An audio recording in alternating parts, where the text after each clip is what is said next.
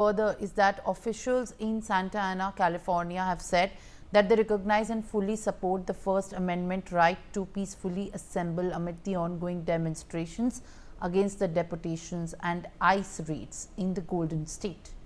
The city said in a statement, and I quote, that we understand that the current demonstrations regarding the immigration enforcement in our city are rooted in deeply held beliefs and respect the concerns of many in our community.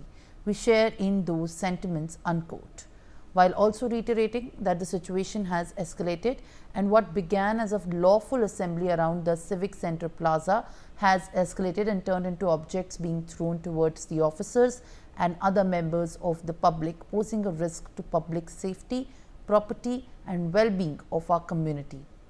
The statement continued, also asserting, and I quote, that in response to the federal agents have deployed less lethal ammunition, including their tear gas, pepper balls and rubber bullets, unquote. U.S. Attorney for the Central District of California, Bill A. Sally, has contacted the city to request assistance because he has said federal agents were being overrun at the federal building.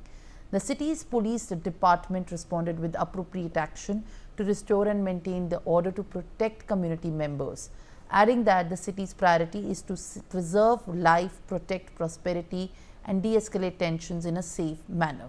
City officials, meanwhile, have urged demonstrators to remain peaceful and follow lawful instructions.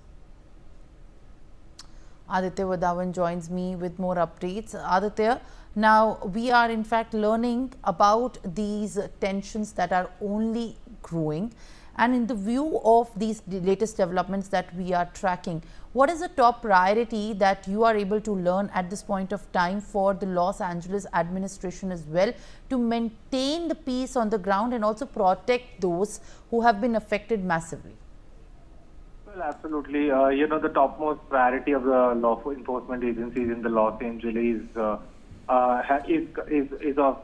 the top aim is to ensure that the law and order prevails in Los Angeles.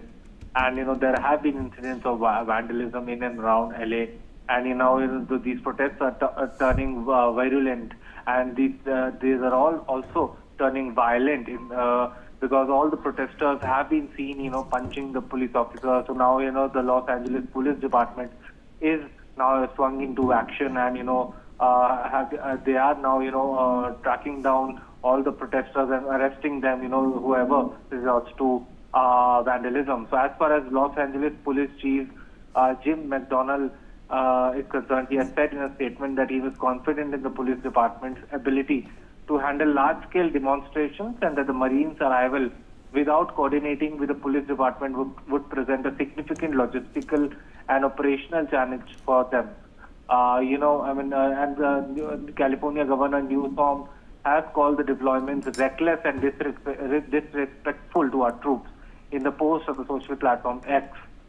And, Trump has described Los Angeles in dire terms that Mayor Karen Bass and Newsom say are nowhere close to the truth. They say he is putting public safety at risk by adding military personnel, even though police say they don't need the help. Yes, Simran. All right, Aditya, thank you very much for sharing the latest updates in this regard. Mr. Tejawat is there with us live on the broadcast. Mr. Tejawat, as the series of events are concerned in the tensions that are flaring up in Los Angeles, how do you think a very strategic and a poised solution to these kind of developments that we are tracking from the ground is expected?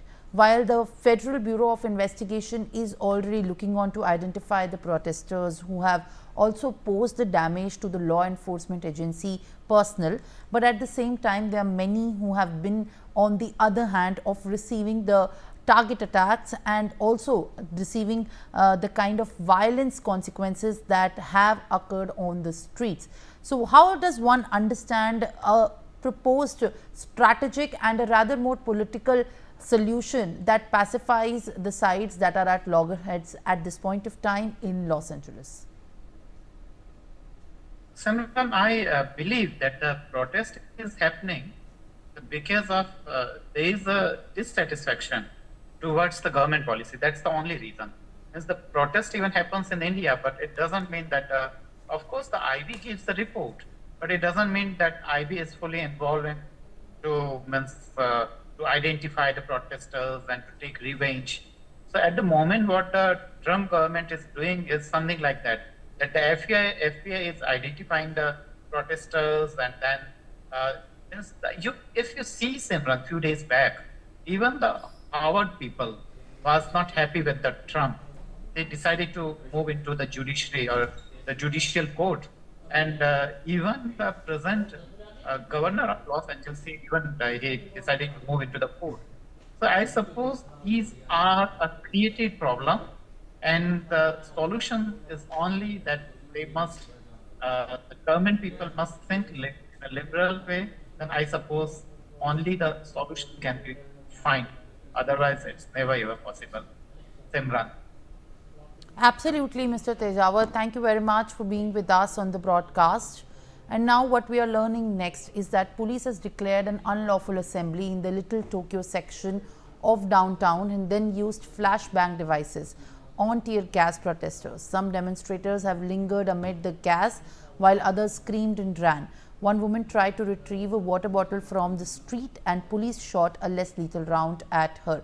Arzu Seth is joining me on the broadcast with more updates as police has resorted to the use of less lethal force.